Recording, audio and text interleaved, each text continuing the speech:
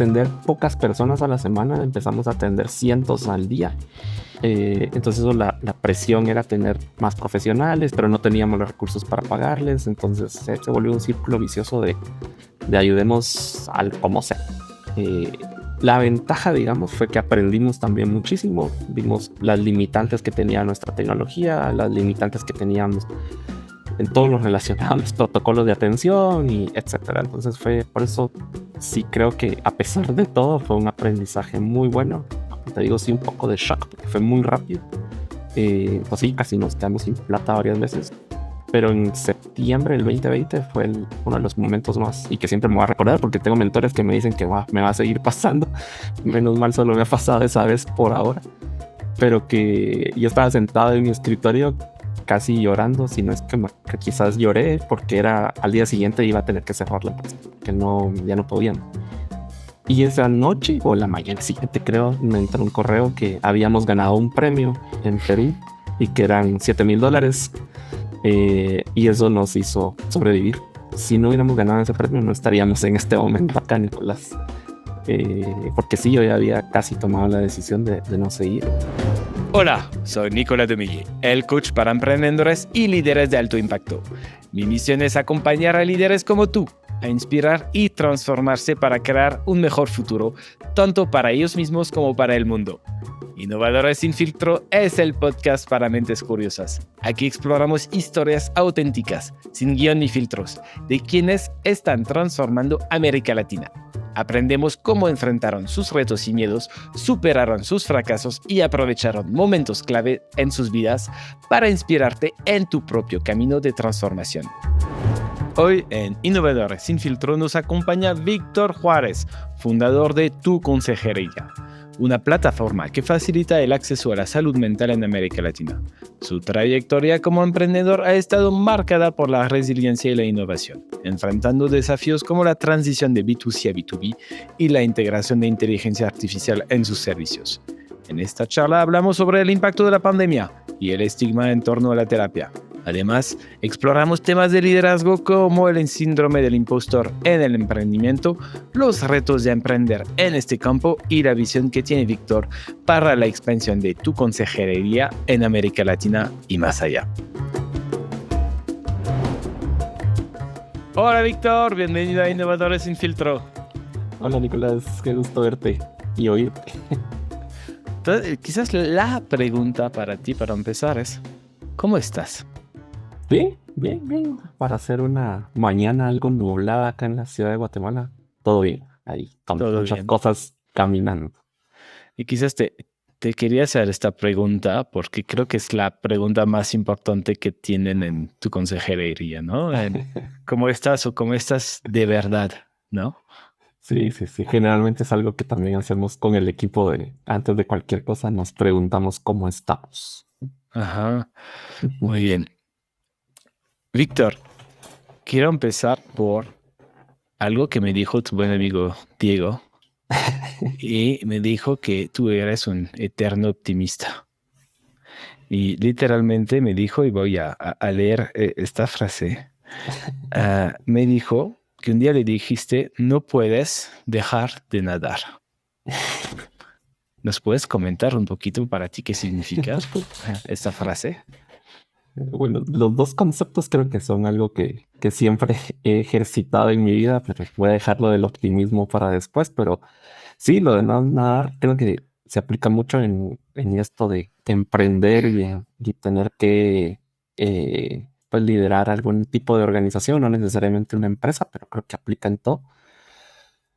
Y en los últimos 5 años ha sido eso de nadar y no parar o te ahogas. Y creo que eso es lo que he hecho, ¿no?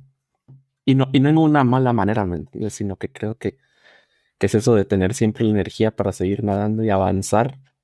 Pero sí siento como que constantemente estamos atravesándonos el Canal de la Mancha, nadando y o nadas o no, o te quedas. Entonces, pero ese es el trabajo del día a día, lo que también me automotiva todo el tiempo. Claro. ¿Y qué es justo que te automotiva todo el tiempo?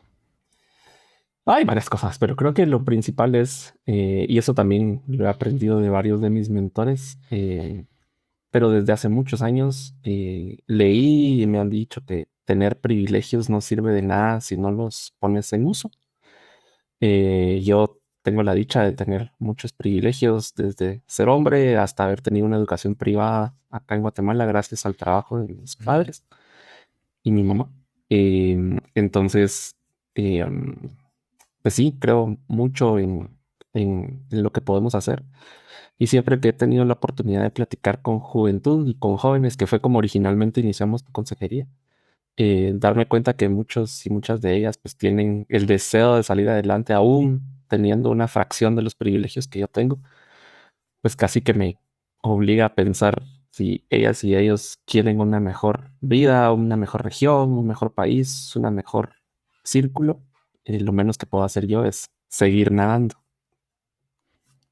Muy bien. Entonces, para ti, nadando es un poco esta metáfora de a pesar de las dificultades, pues no te paras, ¿no? No, no te detienes y sigues avanzando. Y ay, ¿qué es esto que te... Ya entiendo la automotivación del día a día, sin embargo, ¿qué es profundamente, además de estas, de este propósito claro que tú tienes de he tenido privilegios, es casi escucho un tema de tengo que devolver algo, ¿no? ¿Es realmente esto que te sigue, que te da esta energía o hay algo más? Sí, no sé si, y tampoco creo que nunca lo he visto como una obligación de tengo Ajá. que devolver algo, sino es más como, no sé, creo que no, el tiempo que estamos en este planeta es muy poco como para no aprovecharlo y compartir. También he creído mucho desde el principio que, no sé, como que tenemos que hacerlo con más personas, no podemos hacer nada solos o solas, o no deberíamos, creo, no que no se pueda, pero entonces en todo ese afán de tener ese círculo, ese afán de compartir lo poco que uno tenga, pues es lo que también me motiva, quizás más allá del trabajo continuo y de la intención en nuestro caso, y muy claro, pues como sabes, de dar acceso a salud mental, pero eh, sí, creo que es todo esto. Y no, y me da risa que Diego diga eso, porque también yo creo que él también lo es de alguna manera, ese optimismo, pero sí, el despertarte con una misión creo que es muy valioso. Y esa es también parte, creo, de lo que a mí me motiva a seguir nadando nuevamente utilizando la Claro. metáfora. Dijiste que es lo que te despertaste con esta misión. ¿Desde hace cuánto tiempo sientes que tienes una misión? Creo que lo descubrí.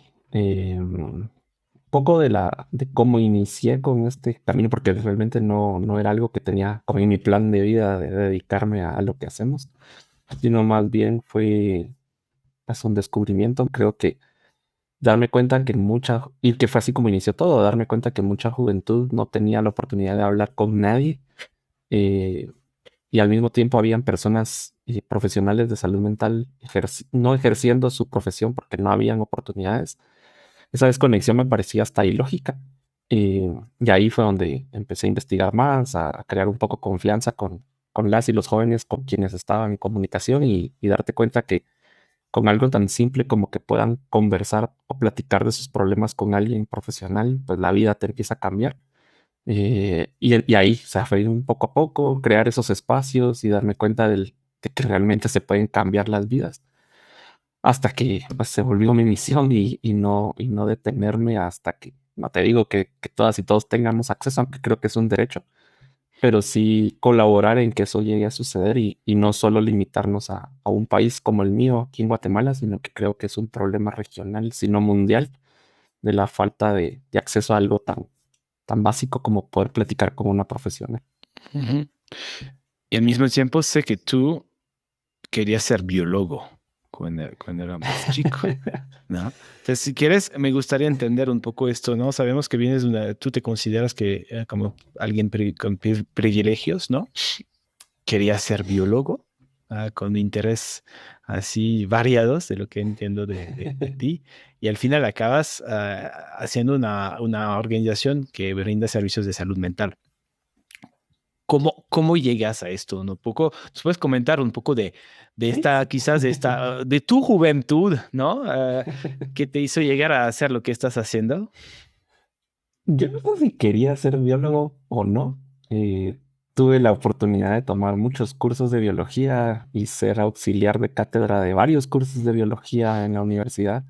Entonces creo que me gustó mucho la naturaleza, me gusta mucho. Creo que la vida tiene mucho valor y es lo que la naturaleza representa, o al menos para mí representa vida, y nos debemos a esa vida y respetarla. Entonces creo que igual ese fue un poco por lo que me incliné hacia la naturaleza en ese sentido. Pero también en la universidad descubrí que me gustaba mucho trabajar con personas. Entonces también tomé varios cursos de antropología, arqueología, como para entender un poco de todo. Y ahí creo que fue donde fue el inicio de querer hacer algo con personas. Mi trayectoria me ha llevado a hacer cosas con personas y quizás como de un ámbito más o menos igual privilegiado y al mismo tiempo con personas que no tienen nada. Y te hablo de estudiantes de colegios o instituciones educativas privadas hasta personas retornadas forzadas, que ha sido parte de mi trayectoria. Entonces, pues sí, creo que trabajar con personas es algo que descubrí y que me gusta mucho. Tiene sus niveles y sus retos siempre trabajar con personas, y eso me lleva a lo que te contaba al principio, que creo que estamos acá para poder trabajar en conjunto con más personas, aumentar el impacto, etcétera, etcétera. Pero sí, me gusta mucho trabajar con personas de todo tipo. Ajá.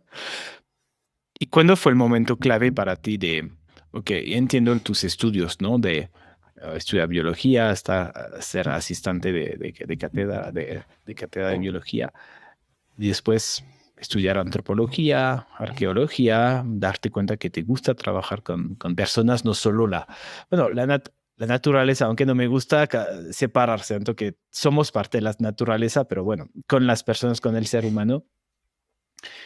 Pero ¿cuándo hiciste el brinco porque, y te lo pregunto, porque al final no está tan natural de estudiar todo esto y volverte emprendedor. Entonces, ¿cuál fue la historia? ¿Cuál fue tu carrera? ¿Cómo empezaste a trabajar y después que te llegó a ser emprendedor?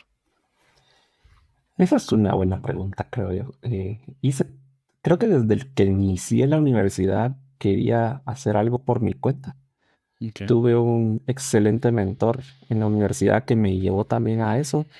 Inicié una empresa, porque yo estudié turismo, Nicolás, o sea, yo me gradué en turismo. Entonces yo inicié una empresa que era de observación de aves.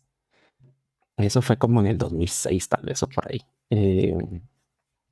Y pues al mismo tiempo, después de como un año de operar y que nos fue muy bien, que tenía un biólogo de socio, pues me di cuenta que era necesario trabajar antes de emprender. Y ¿Por qué? entonces, A ver, te interrumpo. ¿Por qué te diste cuenta de esto? porque creo que trabajar te da mucha experiencia en todos los temas que una empresa necesita o que cualquier emprendimiento, sea social, de organizaciones o empresa necesita, desde entender cómo manejar al personal, no digamos toda la parte financiera y manejo de los recursos, entender también, o sea, cómo comunicar, la disciplina que necesita alguien para poder liderar un equipo, para hacer muchas cosas, etcétera. Creo que a mi edad, que es en ese entonces yo era muy joven, me faltaba todo eso. Eh, y o sea, miraba como el horizonte muy cerca si no lo hacía, si no trabajaba. Y entonces decidí trabajar. Y pasé los siguientes 10 años de mi vida trabajando en muchas otras cosas porque cada año y medio me cambiaba de trabajo. eh, Como porque mi intención era aprender. Entonces también aprendí muchísimo de jefes buenos y jefas malas y jefas malas y buenas. Y creo que eso también me ha ayudado muchísimo quiero creer, a liderar de una forma muy positiva al equipo que tengo ahora. Pero fue eso, o sea, fue querer aprender y querer y necesitar trabajar. Eh, y sí, creo que lo conseguí de alguna forma. Bueno, por curiosidad, ¿qué trabajos hiciste?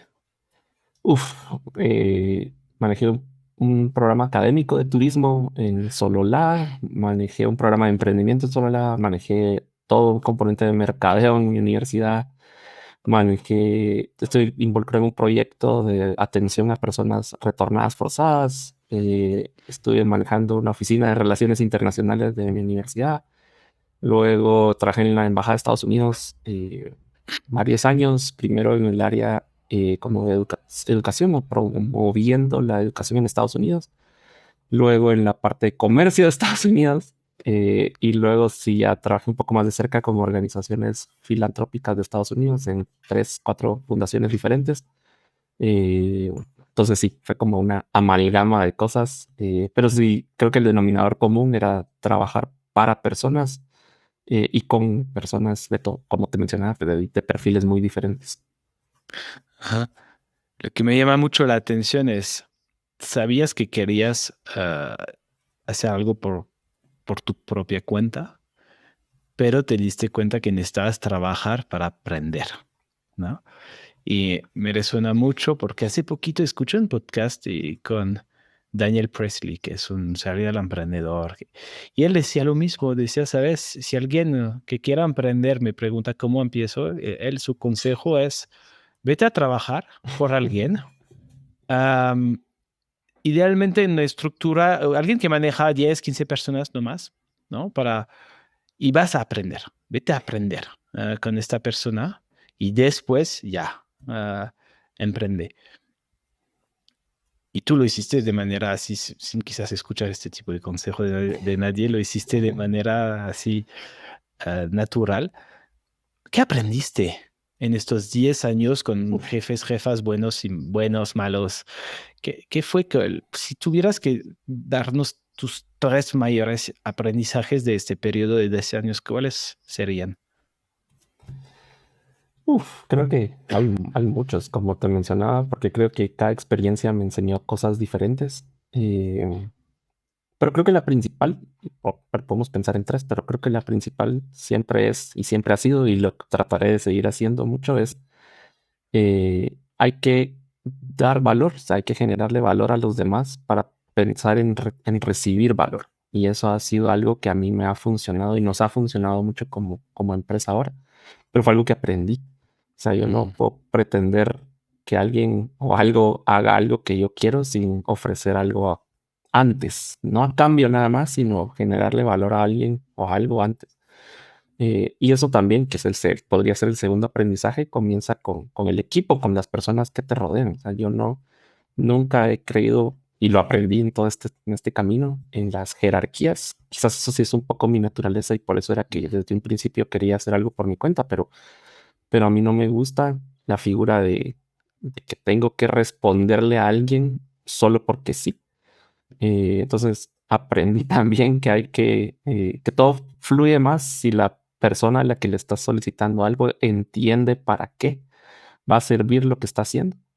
Entonces eso obviamente genera valor, porque entonces si me están pidiendo un reporte que me va a tomar 17 horas hacerlo, pero ese reporte da información para que algo pase o algo adicional pueda suceder, pues obviamente lo voy a hacer de una mejor manera a que si solo me lo ordenan hacerlo.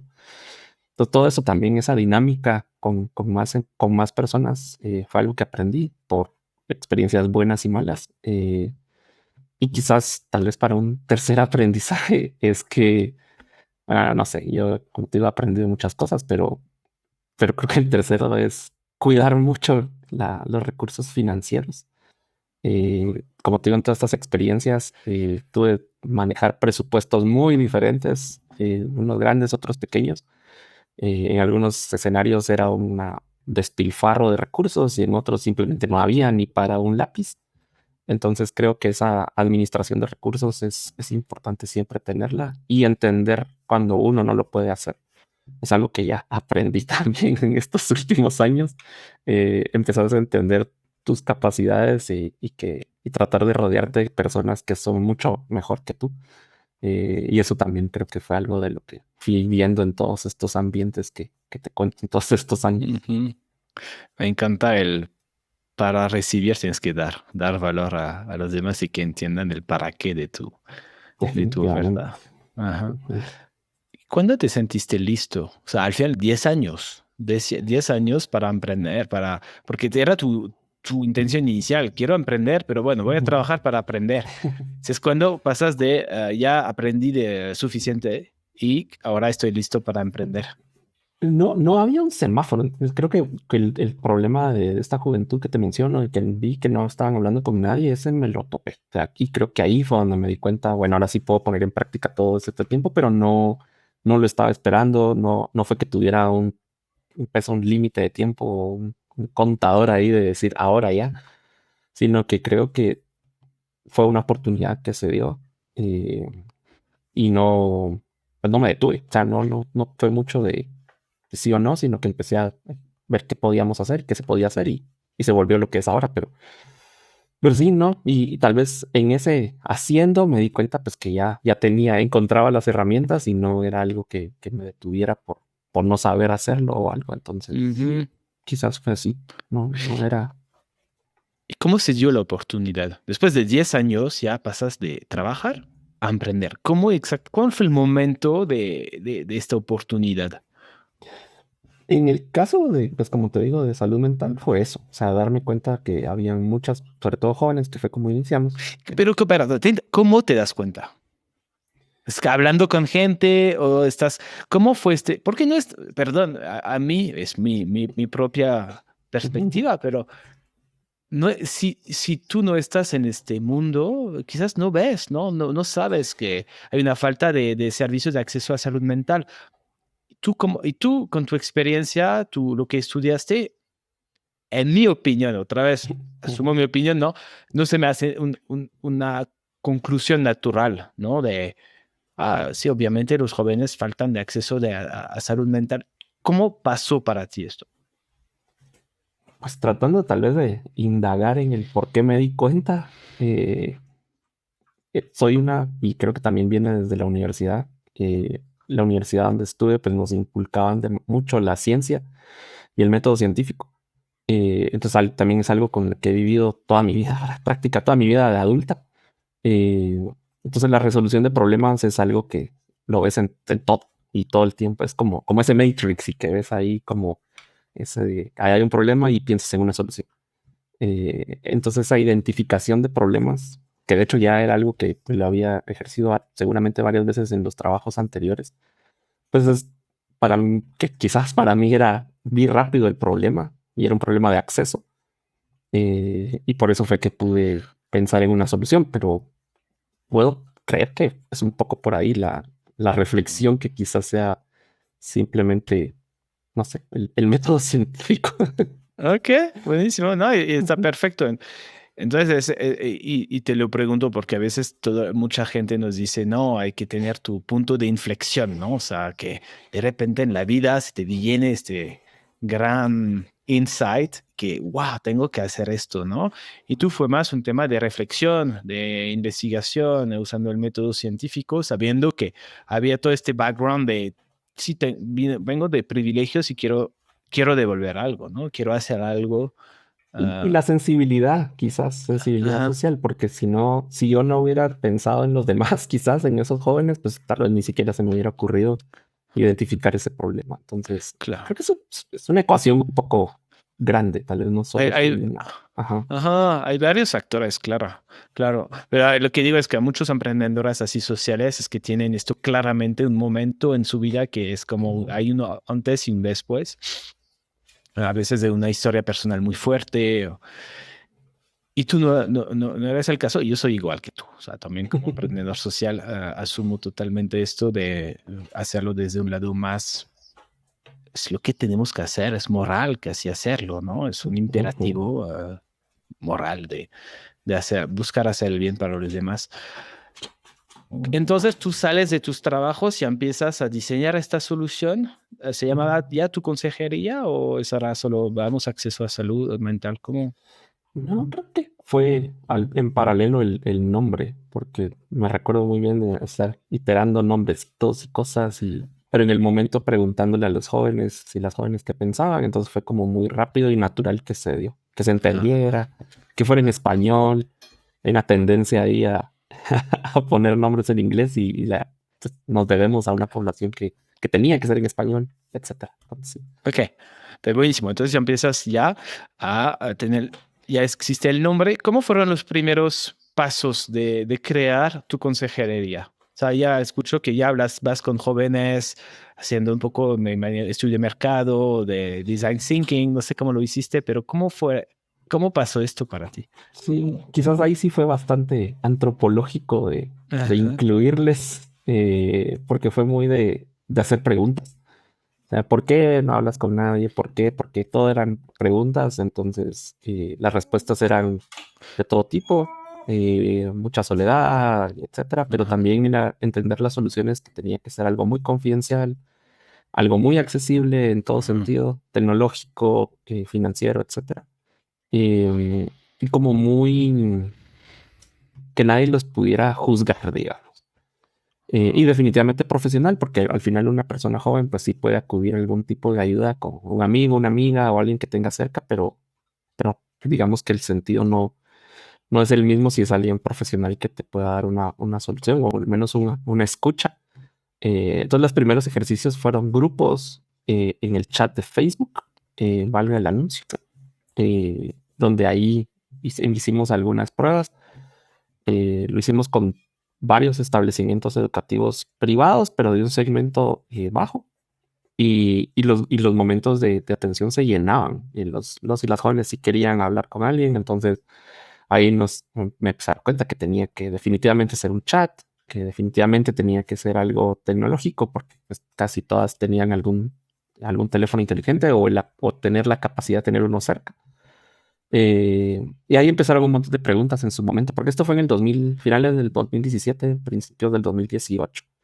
Entonces, temas de conectividad era algo que nos preocupaba, temas de acceso a todo lo demás.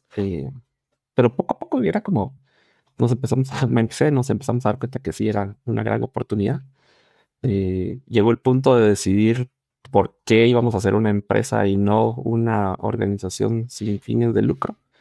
Eh, y la principal razón fue que nos volvimos una empresa, era que queríamos comunicarle, sobre todo en ese momento nuevamente a los jóvenes, que siempre íbamos a estar y que no íbamos a depender de alguna donación o algo para poder ayudarles. Y luego, pues sí que sí, todo el tema de ONGs, digamos, en nuestro país, pues está un poco viciado, entonces hay ejemplos muy malos y muy buenos como en todo. Entonces ya había un poco de discusión en qué valía más la pena, pero creo que la decisión fue correcta de poder proyectar que siempre íbamos a estar y eso también nos dio más credibilidad. Y a partir de ahí, pues ya solo fue de aumentar el apoyo. Y obviamente, pues pasó la pandemia, que al inicio de la pandemia fue que también tuvimos un aprendizaje de shock mucho más rápido, que ya existíamos, entonces liberamos la atención para poder ayudar, porque al final era nuestra misión y sí, o sea, eso fue lo que casi nos hizo tronar o quebrar como dos o tres veces, pero sí atendimos y pudimos ayudar a muchas personas. Ah, hay muchas preguntas que se me vienen, pero quizás solo quiero hablar de lo último que acabas de decir. Casi tronamos varias veces. ¿Nos Sí, puedes comentar un poquito de estos momentos cuando casi tronaron? uf, tengo varios recuerdos de esos que te persiguen como emprendedor, pero sí, digamos, de atender pocas personas a la semana, empezamos a atender cientos al día. Entonces la presión era tener más profesionales, pero no teníamos los recursos para pagarles, entonces se volvió un círculo vicioso de ayudemos al como sea. Eh, la ventaja, digamos, fue que aprendimos también muchísimo. Vimos las limitantes que tenía nuestra tecnología, las limitantes que teníamos en todo lo relacionado a los protocolos de atención y etcétera. Entonces fue por eso sí creo que a pesar de todo fue un aprendizaje muy bueno. Como te digo, sí, un poco de shock porque fue muy rápido. Pues sí, casi nos quedamos sin plata varias veces, pero en septiembre del 2020 fue uno de los momentos más y que siempre me voy a recordar porque tengo mentores que me dicen que me va a seguir pasando. Menos mal solo me ha pasado esa vez por ahora, pero que yo estaba sentado en mi escritorio casi llorando, si no es que quizás lloré porque era al día siguiente iba a tener que cerrar la empresa, que no, ya no podían. Y esa noche o la mañana siguiente, creo, me entró un correo que habíamos ganado un premio en Perú y que eran $7,000. Y eso nos hizo sobrevivir. Si no hubiéramos ganado ese premio, no estaríamos en este momento acá, Nicolás. Porque sí, yo ya había casi tomado la decisión de no seguir. a pesar de que todo pintaba lindo y todavía habíamos ayudado a mucha gente, pero no podíamos. Y ganamos. Entonces, eh, sí, si hablamos de inflexión, esa definitivamente fue una. Porque eso fue lo que ya nos dio bastante más récord, nos dio más credibilidad. Ya habíamos ganado un premio en Perú, ni siquiera fue acá en Guatemala. Eh, y sucesivamente, pues ya fue una estrategia mía, como buscar más ayuda también, como empresita, como emprendimiento, y eso nos ha permitido humildemente, pues ganamos muchas cosas y hemos participado en muchas cosas, y eso pues ha aumentado, y en su momento fue muy estratégico, pues, pues, nos dio mucha credibilidad, como te digo, Ujú. pero fue duro, muy, muy duro. Ajá. Gracias por compartir esto y creo que estos momentos casi de milagro, y los llamo o así, ¿no? Muchos emprendedores hemos pasado por estos momentos que estás desesperado, piensas que ya se acaba todo y tienes una noticia, un correo que te hace revivir casi. Ah, eh, y sí, a veces hay que creer un poco en estos milagros cuando estás haciendo dando todo lo posible. Yo creo que a veces es el mensaje, yo creo que, y no es científico ni nada, ¿no? Pues sí, hay que confiar a veces. Todo el mundo te dice, hay que confiar, hay que decir, pero ¿cómo? Pues confía, vas a ver, pero sí, ya sé que es rudo pero gracias por compartir esto, porque creo que es un mensaje muy importante. A veces sí, cuando das todo, van a pasar cosas padres, vas a ver. Sí, sí. Eh, Y no sé, o sea, a mí me sirvió también para, a mí como persona, darme cuenta que sí era algo que alguien más creía en ello. ajá. Entonces esa confirmación también Mm, fue como un reset y es como vamos con todo otra vez, a pesar de que hace un segundo estaba tirado en el piso, pero y ese sentimiento lo he tenido muchas veces de encontrar personas que creen mucho en lo que estamos haciendo y quizás inicialmente creen en mí, ujú. y eso pues definitivamente refuerza todo. Claro. Y cuando hablaste de este momento, cuando pasaron de hacer como atender a unas pocas personas a la semana a más de 100 al día, ¿qué hiciste justamente para atender esta necesidad? Buscar ayuda. Teníamos dos voluntarias, a quienes aprecio muchísimo porque en ese momento, pues a través de ellas conseguimos más psicólogas y psicólogos que nos ayudaron. Y sí, fueron como unos 3 meses donde hicimos el apoyo sin costo, porque ese era el tema, que lo estábamos dando sin costo. Eh, y sí, fue una locura. Pero pudimos, o sea, la herramienta aguantó. Muchos momentos que se caía, porque en ese entonces teníamos un chat propio, desarrollamos una tecnología propia, pero también en todo ese proceso de aprendizaje nos dimos cuenta que nos empujaba a las personas a usar WhatsApp. Eh, Todos nos preguntaban que si teníamos WhatsApp, que por qué no por WhatsApp y tarara, y entonces eventualmente pues cambiamos todo para hacerlo sobre WhatsApp. Pero sí, entonces todo eso fue aprendizaje puro y duro. Buenísimo. ¿Cómo llegas a monetizar un poco el modelo? O sea, entendimos que tuviste este momento duro de ya voy a hacer a la empresa porque estabas dando servicio gratis, gratuito, ¿no? Sí. Y te das cuenta que también puedes pedir ayuda, que es bueno recibir unos donativos, unos apoyos, pero ¿qué haces para monetizar este modelo? En su momento, como te digo, sí, ya. Eh, Perrito atrás está buenísimo. Está pidiendo Los atención. que nos están escuchando y no están viendo el video, es que Víctor tiene un perrito atrás de él que le está un poco Es molestando. perrita. Se Perrito, llama Mati. Sí, Mati. Ok. sí, ahí está pendiente de que termine de hablar. Eh, no, pues parte de eso era justo en todo ese recorrido de aprendizaje, era entender pues nuestra capacidad, para justo monetizar. Iniciamos con la intención de atender directo al consumidor, B2C, y ese era el modelo, pero justo en este proceso de, llamémosle, de aprendizaje, pues nos dimos cuenta del gran esfuerzo que es ser una empresa B2C. Y en todo ese 2020, sobre todo cuando iba terminando, nos cerramos el primer contrato interesante, llamémosle, con un proyecto financiado por el gobierno de Estados Unidos. Eh, Y fue ahí donde nos dimos cuenta, bueno, con el esfuerzo, porque no, sí nos tomó como 2 o 3 meses, pero llegamos a más de 3.000 jóvenes de un solo. Entonces ahí fue donde empezó la transición a volvernos B2B. También porque en algún momento, y te digo ya después de toda esta crisis, nos estábamos dando cuenta que, porque sí cobrábamos los chats después, entonces nos estábamos quedando muy en medio de la pirámide. Y yo quería y queríamos, pero eso era cosa mía de ir hasta lo más bajo que podíamos, puesto que ahí era donde había más necesidad. Entonces, pero obviamente habían menos recursos. Entonces, nuevamente ahí fue donde empezamos a cambiar. Nos empezamos a acercar mucho a sociedad civil. Entonces, organizaciones de sociedad civil hasta ahora todavía son un poco más del 50% de nuestras organizaciones clientes, porque son quienes están más cerca de las personas a las que queremos ayudar.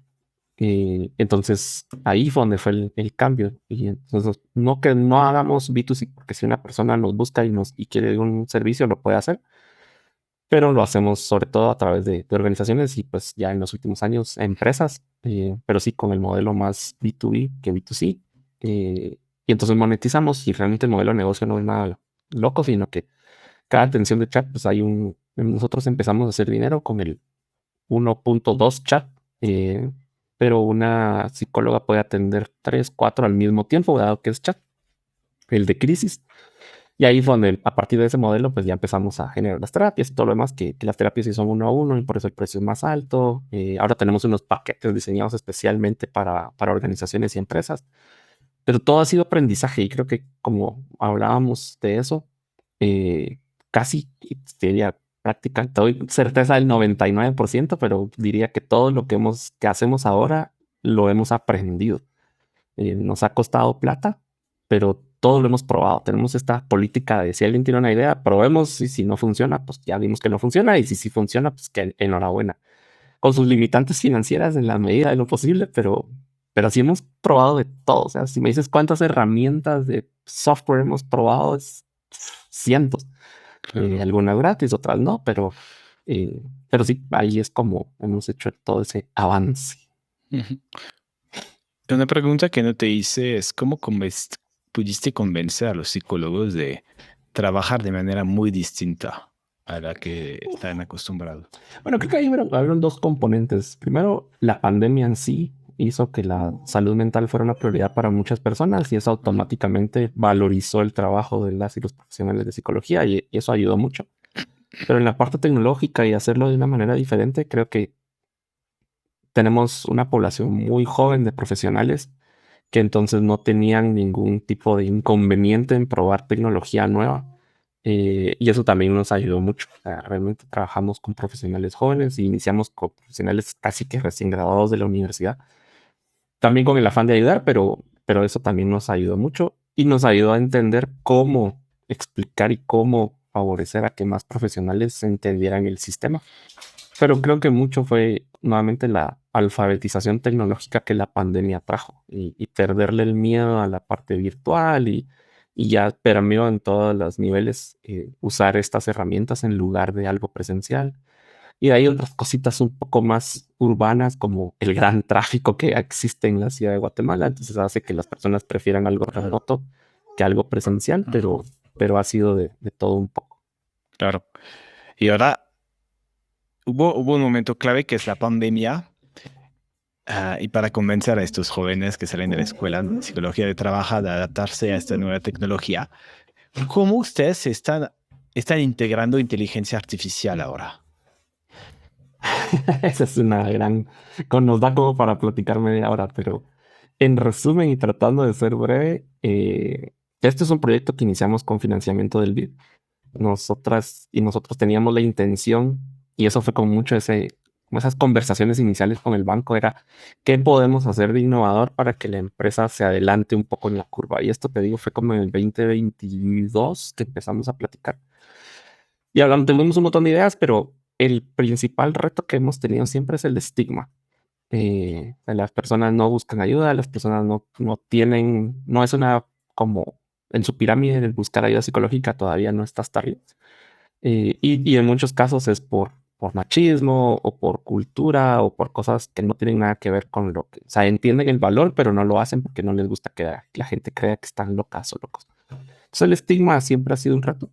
Entonces necesitábamos o queríamos tener algo que nos ayudara con el estigma siendo este principal reto y lo que encontramos fue que muchas personas, y nuevamente con la filosofía de dar valor para recibir valor, era démosles buena información, porque hay desinformación de todo, es horrible la desinformación que hay, sobre todo en temas de salud mental, pero creo que en todo.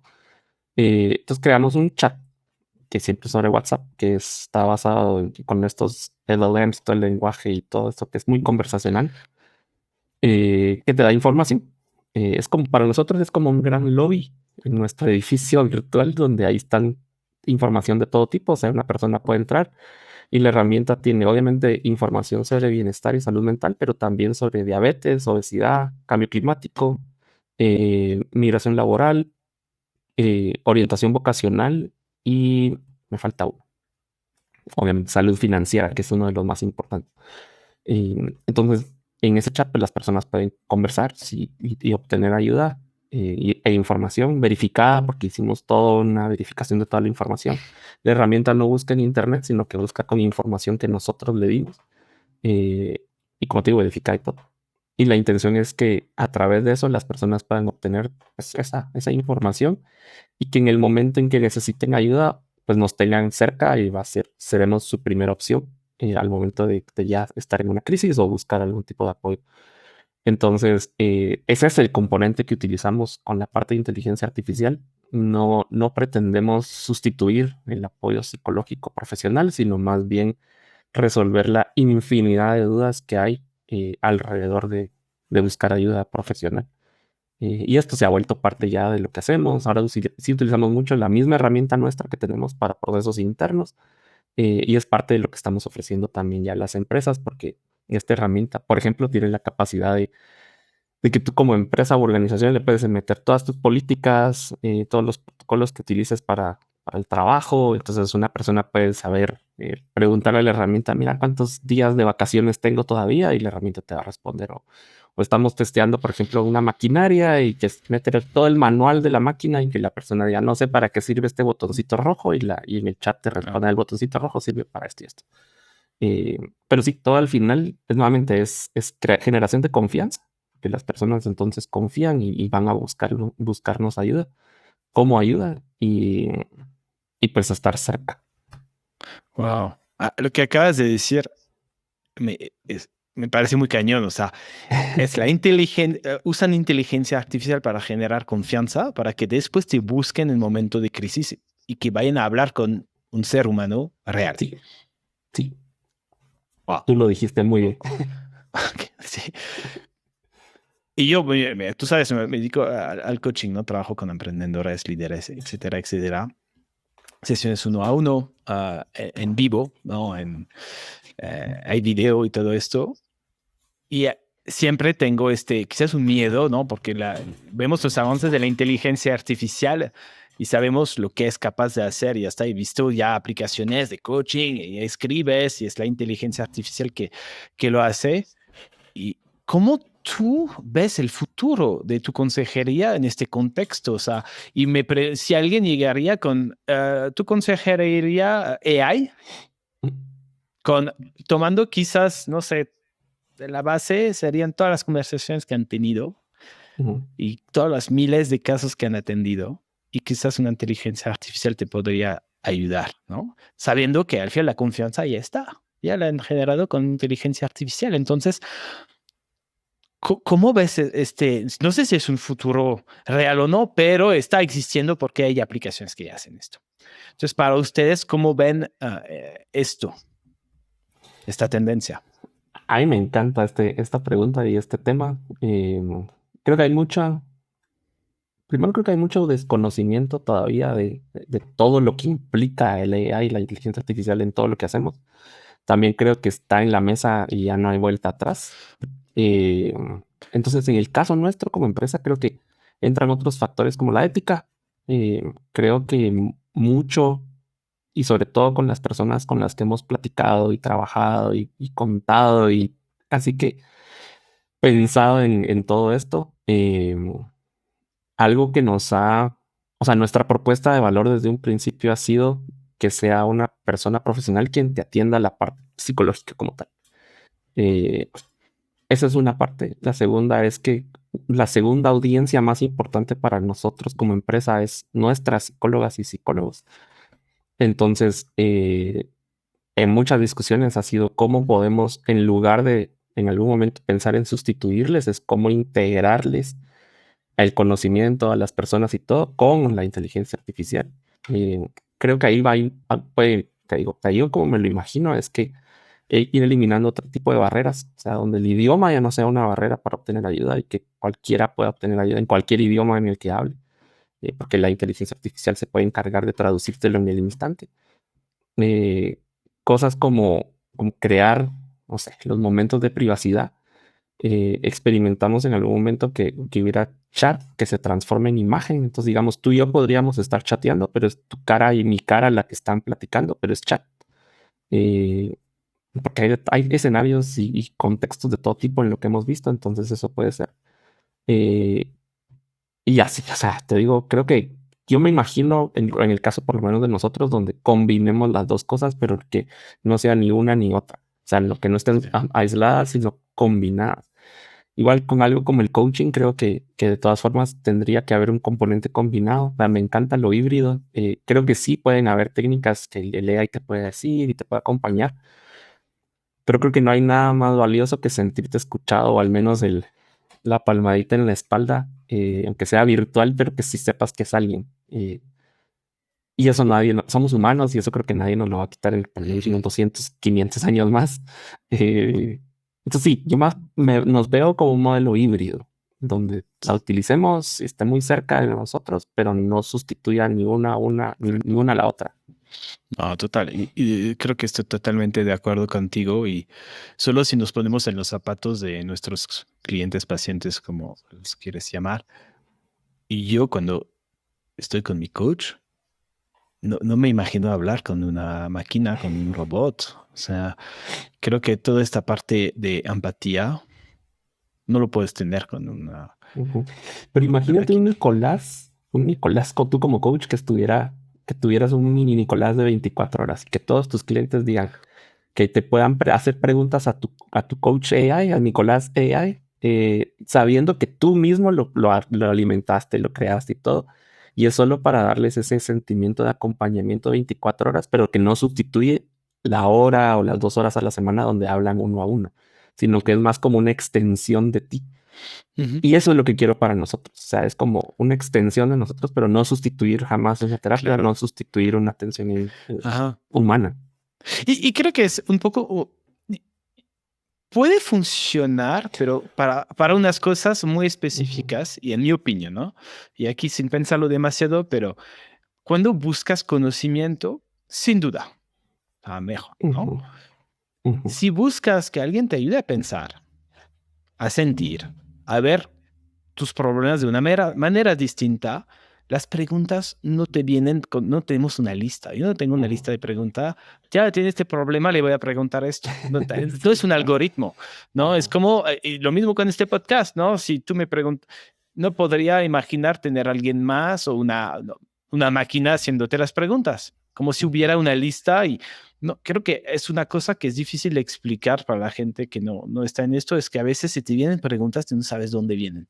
Es Ujú, porque algo te llama la atención, estás observando el otro, estás sintiendo algo, una emoción, hay una resonancia emocional que existe que te hace hacer una pregunta. Entonces puede haber este mini Nicolás de 24 horas disponible de, oye, ¿tienes un recurso para este problema? Tengo este problema que me recomiendas. Sí, claramente. Y hasta te diría, mejor no hables con Nicolás, hablas con ChatGPT, ¿no? Vas a ver mucho más que Nicolás, ¿no? Pero si buscas algo de, oye, no estoy bien, tengo este problema, no sé por dónde, necesito hablar, etcétera, o sea, no creo que va a funcionar. Y poco lo mismo yo creo que con tus psicólogos, ¿no? Y sobre todo en situación de crisis. Ya ujú. sé que el impacto, uno de los impactos más importantes que han tenido ustedes es a veces ayudar a gente que estaban diciendo, yo me voy a suicidar Uf, y los han tristemente sí. ayudado un montón. Y aquí no me puedo imaginar que una máquina esté reemplazando al ser humano aquí. Y ahí vamos con la ética. O sea, no. No, o sea, definitivamente ahí la parte ética es la que más vale y no buscaríamos que en un momento tan difícil como ese tu apoyo sea un algoritmo, ¿verdad? Sino que mínimo la empatía humana, o sea, como mínimo. Claro. Entonces, sí, sí, pero hay escenarios de escenarios. Como te decía, la parte de, y que estoy muy de acuerdo contigo cuando es de buscar información, es muy valioso al final el tener una herramienta como esta, sabe todo. Y, Ujú. y la generación, bueno, ya todo lo que platicamos, pero sí, no Exacto. estoy de acuerdo contigo.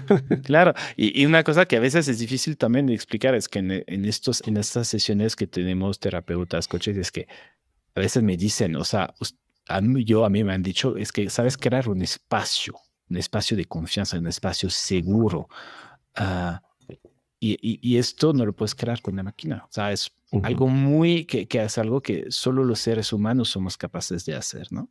Y cuando tú estás mal, al final a veces, y yo me ha pasado con clientes, ¿no? Y solo te buscan para hablar y quieren ujú. ser escuchados y punto. ¿Tú crees que, o sea, vas a sentir escuchado con una máquina? Eh, lo dudo, me puedo equivocar, quizás en un año va a pasar, que va a pasar, pero... Creo que hay para todos y todas, ¿verdad? Hay quien Ajá. prefiere eso, porque algo que nos ha salido en algunas cosas que hemos estado preguntando es la confidencialidad. Entonces, yo tengo mi problema, prefiero que se lo coma un algoritmo porque no se lo va a contar a nadie y no el factor humano donde potencialmente sí. Eh, pero, nuevamente, y ahí voy con el desconocimiento. O sea, creo que las personas en la mayoría no terminan de comprender qué es la inteligencia artificial. Ujú, Entonces, ujú. eso de sentirme escuchado para que nadie le cuente nada es, no sé, que hay mucho más para entender y explicar de cómo funciona y que no es tan así. Claro. ¿Y tú? ¿Cómo llevas estos temas cuando tú no te sientes bien, cuando tienes dudas, cuando nos hablaste de que tienes mentores, pero usas unas herramientas, tienes tus propios terapeutas, coaches, quién sé yo, que te ayudan también en momentos de difíciles? Sí, creo que tengo como niveles. Un círculo de apoyo cercano, mis mentores como un nivel adicional. Y luego que sí trato como de, bueno, tengo una coach slash psicóloga con quien hablamos de vez en cuando. Pero sí, creo que mucho es entender cómo estamos con los demás otros emprendedores y emprendedoras, donde compartimos los mismos problemas muchas veces. Eh, sí, le podemos llamar como pequeños círculos de apoyo, pero eso es como en la parte de negocios y todo. Pero sí, a nivel personal, creo que sí es muy de mí como tener un círculo de apoyo cercano, muy cercano con quien así comparto cosas así. Y el síndrome del impostor que te persigue constantemente. Pero, pero sí, entonces, A ver, pero sí creo que a ver, doble clic aquí. A ver, soltaste una palabra importante. ¿Cómo lo ves tu síndrome del impostor? ¿Cómo te afecta? ¿Y qué es para ti? creo que ay, al final no hablábamos de la credibilidad en uno, ¿verdad? O sea, creo que en el momento en que la empresa, el emprendimiento es pequeño, todo gira alrededor de quien tiene la idea y de quien está liderando todos los esfuerzos. Entonces, creo que es normal y natural que en algún momento cualquiera nos sintamos como, ¿y será que estoy haciéndolo bien? ¿Será que voy por la línea correcta? ¿Será que este es un buen cliente? ¿Será que, no sé, tantas cosas? ¿Será que deberían participar en un podcast? Y entonces todas esas dudas que se van acumulando eventualmente es algo que creo que yo le denomino ese síndrome de impostor, donde dudas hasta de tus propias decisiones, ¿verdad? Ujú. Y ahí es donde creo que es uno donde hay dos, pues a mí me sirven dos cosas, o lo comunico y empiezo a hacer preguntas de validación, o duermo. Entonces siento que al dormir me reseteo. Entonces en la mañana siguiente, como te digo, pues uno encuentra la motivación y empiezas a pensar en otras cosas y me reseté. Entonces algo que cuido mucho es dormir, y eso sí lo hago, creo que es de las pocas cosas que hago muy bien. Eh, y entonces ahí es donde me termina de ayudar, pero sí, es que es duro, o sea, y uno creo que es parte de, o sea, cuestionarse todo, y yo me cuestiono todo el tiempo. Ok, Regresando al método científico, ¿verdad? claro. Pero sí. Y estos días, ¿cuáles son retos que te hacen dudar o que te hacen cuestionarte? Hay de cosas tan chiquitas como a qué hora voy a responder un correo, si lo respondo hoy o lo respondo mañana, hasta cosas más grandes como, no sé, temas de queremos más socios o no en la empresa, cómo vamos a generar más ventas, digamos, deberíamos de irnos por este camino, deberíamos de irnos por este otro, o sea, de todos los niveles ya todo el tiempo estamos, o estoy pensando y cuestionando y viendo escenarios hacia lo Doctor Strange. Sí. Es cansado, te digo, es cansado, pero Claro, es, sí, es lo que me toca. sí, que al final es lo que toca a muchísimos líderes como tú, ¿no? Sobre todo que construyeron su empresa desde cero. Y como líder, cuál fue quizás uno de los retos mayores cuando pasaste de ser tú y tus socios iniciales a ser un equipo más grande, manejar cientos de psicólogos? ¿Cómo fue para ti esta aventura casi que viviste para volverte de ser casi solopreneur a un empresario, ¿no? Un CEO con mucho equipo, muchos proveedores para hablar de los psicólogos? Ujú. Mira, son dos cosas creo que diferentes. De la parte de ser solopreneur y no tener socios, eh, también fue una decisión que en ese camino tenía un mentor que me decía que iba a llegar el momento en que yo no podía seguir tomando las decisiones yo solo y sin hacer una rendición de cuentas a alguien porque eso sacrificaba el éxito de la empresa. Y ahí fue donde decidí tener socios y una junta directiva que de alguna forma me presiona a mí. O sea, busqué que me presionara, pero para tomar buenas decisiones y que la empresa pues camine de una forma buena. Eso de un lado. Y del otro lado, el crecimiento del equipo, creo que, como te mencionaba muy al principio, yo sí creo en el trabajo en equipo por mucho. Ujú. Tengo muy claras cuáles son mis limitaciones y sé claramente cuáles son mis debilidades. Y entonces empecé, creo que tal vez por ahí. Y así fue como fue creciendo el equipo automáticamente de buscar ayuda, de entender dónde había una necesidad y pues sí fue supliendo. Eso obviamente el crecimiento con las psicólogas y psicólogos que trabajan con nosotros, pues es natural porque eso es con la demanda de usuarios. Pero en el equipo administrativo fue mucho así. Y al principio, te digo, éramos dos personas haciendo todo y poco a poco fue encontrando los recursos para ir buscando ayuda y que ya tuviéramos personas que hagan solo una cosa y no Ujú. 17. Ajá. ¿Y cuál es tu visión a futuro, 5 o 10 años, para ti y para tu empresa? Esa es una de las también me gusta esa pregunta porque creo que a mí se me hace difícil responderla porque creo que el problema de acceso es mundial. Entonces no, te digo, o sea, si yo quisiera que ayudáramos a todo el planeta. Y la tecnología, como hablamos del idioma, creo que no va a ser un impedimento. Eh, pero también creo que vale la pena quizás enfocarnos en donde sabemos y donde crecimos y donde estuvimos y vemos los problemas del día a día más cerca. Entonces, para mí, pero por ahora te digo, Latinoamérica es nuestro enfoque. Ya íbamos poco a poco, pues ya tenemos en Colombia, estamos empezando a cubrir más Centroamérica y la intención es cubrir todo el sur. Eh, También por temas culturales y porque al final es más fácil navegar con personas que más o menos hemos venido de la misma colonización, pero que digamos que manejamos los mismos problemas sociales de mucho. Eh, pero no me niego a pensar en las necesidades que hay en otras partes del mundo. Tengo una mentora que estuvo un rato en Uganda y, por ejemplo, Uganda es un país muy machista, con muchos temas de violencia, y entonces son temas y problemas que compartimos mucho con nuestra sociedad.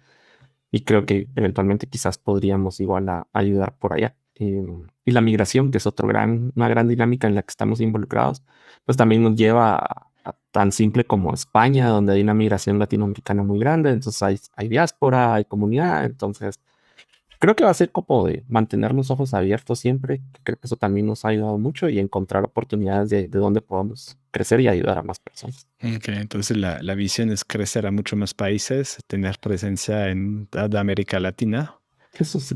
Quizás España también y un poco, bueno, África. Veremos. Y quién sabe, quizás en más países del mundo. Como seguimos las necesidades, entonces ya veremos qué pasa, pero al menos en una visión de 8 o 10 años, Latinoamérica, incluyendo a Estados Unidos, por obviamente la gran población hispana que hay allá, incluimos todo el continente americano, sería como nuestra visión. Y ahí vamos, poco a poco. Muy bien. Pues, ¿qué te podemos desear entonces para estos siguientes años, Víctor? No sé, que no se me quite la automotivación. Ni a mí, ni a mi equipo, ni a toda nuestra junta y todas las personas que nos ayudan el día al día, nuestros aliados, aliadas como tú, pues que ahí están siempre replicando y multiplicando nuestra misión.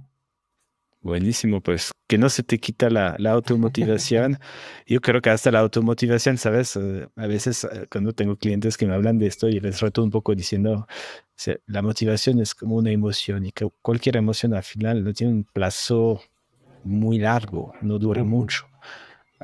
Lo que es cambiarlo de motivación a compromiso. O sea, ¿cuáles son tus compromisos para mantener ciertos hábitos, cierta rutina que al día que no estás motivado, pues sigues nadando, ¿no? Aunque te vas a ahogar, pues no, sigo nadando y no es motivación, es porque hay algo muy importante para ti que es más importante que sentir una emoción porque si no, no lo vas a lograr. Entonces yo te deseo, Por supuesto.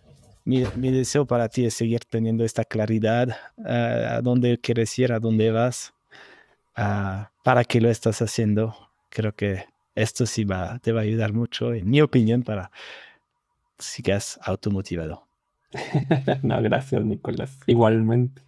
Y estos espacios siempre son muy valiosos para compartir y que de alguna forma te retroalimentan y no dejan de caerte bien al ego. Así que gracias igual. No, gracias a ti, Víctor. Padrísima la conversación. Me encantó que hasta tocamos temas de inteligencia emocional, debatimos un poco sobre el tema de si nos podría reemplazar a nosotros o no. Y creo que la conclusión me gusta mucho. Gracias por todo y gracias por todo lo que nos compartiste, de verdad. Fue súper interesante. Muchas gracias. Ya sabes, a las órdenes. Ojalá nos veamos pronto en persona. Ojalá. Te mando un fuerte abrazo. Cuídate. Igualmente, Nicolás. Tú también. Adiós. Gracias por acompañarnos en Innovadores sin Filtro. Si te ha inspirado, comparte este podcast con amigos, colegas y familiares. Sus comentarios y sugerencias son bienvenidos en innovadoresinfiltro.com. Hasta la próxima.